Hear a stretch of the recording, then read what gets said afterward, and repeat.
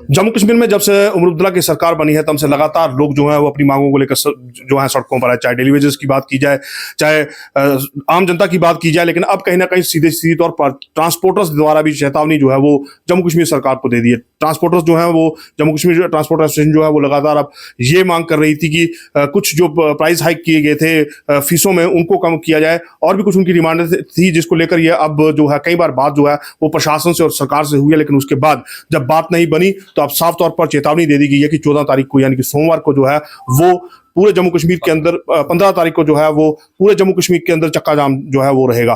15 तारीख चक्का जाम यानी कि जम्मू कश्मीर पूरी तरह से अस्त व्यवस्था जो है वो कहीं ना कहीं ठप पड़ जाएगी। ट्रांसपोर्टरों का एक बहुत बड़ा रोल है और इसी को लेकर आज ट्रांसपोर्टर्स एसोसिएशन उधमपुर जो है उन द्वारा भी एक पत्रकार वार्ता की गई और साफ तौर पर जो जम्मू की तरफ से कॉल दी गई है उसको समर्थन भी दिया गया और ये कहा गया कि तब तक ये स्ट्राइक अब खत्म नहीं होनी चाहिए जब तक उनकी डिमांड जो है वो पूरी नहीं आती। ट्रांसपोर्ट एसोसिएशन के लोग हमारे साथ मौजूद हैं, इन्हीं से बात करेंगे कि किस तरह की दिक्कतें हैं और क्या चीजें जो हैं जिसको लेकर ये जो अब स्ट्राइक जो है वो कॉल की गई है। जी, नाम बताएं और ये बताएं कि किस तरह से देखते हैं आप इसको और क्या डिमांड्स है जिनको लेकर ये स्ट्राइक जो है वो कॉल की गई है।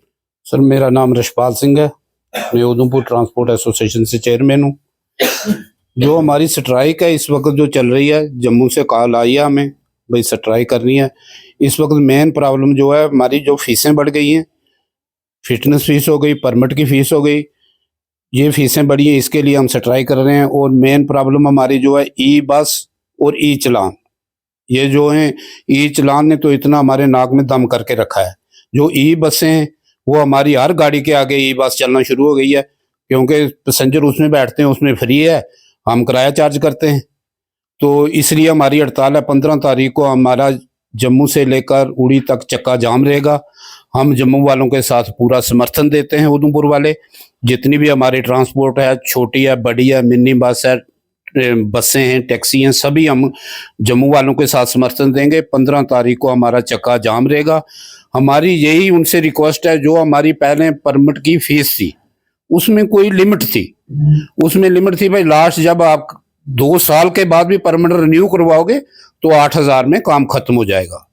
हम यही चाहते हैं उसमें लिमिट रखें, उस फीस को लास्ट दम तक रखें भाई, जितनी है 1 साल की हो, 2 साल की हो। ये इन्होंने अब किया है पर डे चार्ज कर रहे हैं, 10 या 20 रुपए पर डे चार्ज कर रहे हैं। हमारी कुछ गाड़ियां ऐसी हो जाती हैं, कुछ माल की गाड़ी एक्सीडेंट हो जाती है, उसको तैयार करते हैं उसके कम से कम साल या 2 साल लग जाते हैं। फिर जब वो गाड़ी तैयार हो जाती है, वो डॉक्यूमेंट जब तैयार रिन्यू करवाने के लिए जाता है, फिर उसके पास पैसे नहीं होते। इसलिए हम गवर्नमेंट से और अपने ट्रांसपोर्टरों से जो हमारे नुमाइंदे आज जा रहे हैं उनसे हम यही अपील करते हैं, उनसे रिक्वेस्ट करते हैं भाई जैसे परमिट की फीस पहले थी उसमें स्टॉप करें, चाहे वो परमिट 1 साल के बाद हो, 2 साल के बाद हो, 3 साल के बाद, जैसे पहले थी। न्यू परमिट की जो फीस थी 10,200 थी। हमारे जो पुराने परमिट रिन्यू करवाने के लिए हमें 50,000 60,000 रुपया लग रहा है। इसलिए हम चाहते हैं अगर जो परमिट की न्यू की फीस थी 10,200, पहले इन्होंने 8,000 पे कंट्रोल कर दी थी, भाई 8,000 जमा करवाओ, परमिट जब जमा रिन्यू करवा लो। अब वो पर डे के हिसाब से बहुत दूर जा रही है बात। हम यही रिक्वेस्ट करते हैं कि जो परमिट और फिटनेस की फीस है इसको स्टॉप करें और ये डे बाई डे के हिसाब से नहीं करें। और यही हम बाकी हम उनके साथ पूरा हमारा समर्थन है, उधमपुर पूरी टीम का, छोटी बड़ी सभी गाड़ियां हम जम्मू वालों के साथ हैं।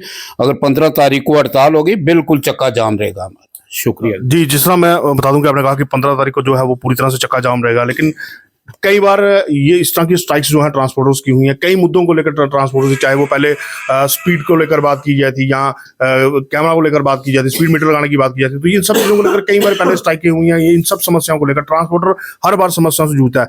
इस बार क्या लगता है आपको कि जो डिमांड्स हैं वो पूरी होंगी और अब पीछे नहीं हटेगी ट्रांसपोर्ट एसोसिएशन?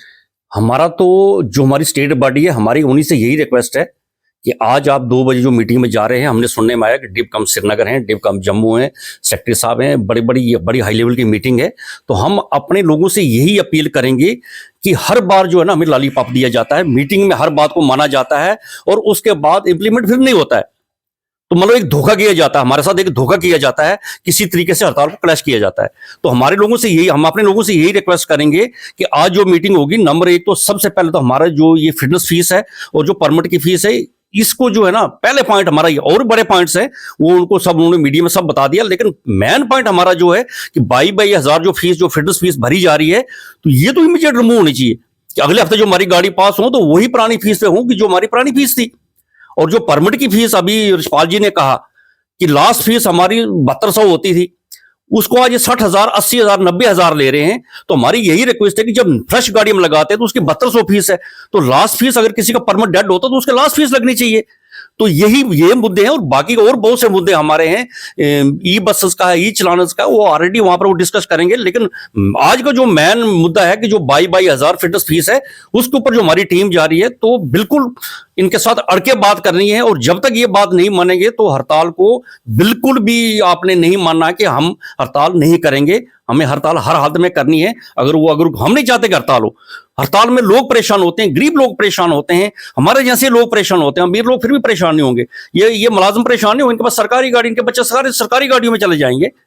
लेकिन आज मजबूरी बन गई है कि हमें हड़ताल करनी पड़ रही है। अगर हड़ताल एक बार होगी तो इनकी थोड़ी गवर्नमेंट की वाकई ठिकाने आ जाएगी कि वाकई ट्रांसपोर्ट के बिना सिस्टम नहीं चल सकता है। अगर ट्रांसपोर्ट बंद हो जाएगी तो पूरा सिस्टम जो है ठप हो जाता है।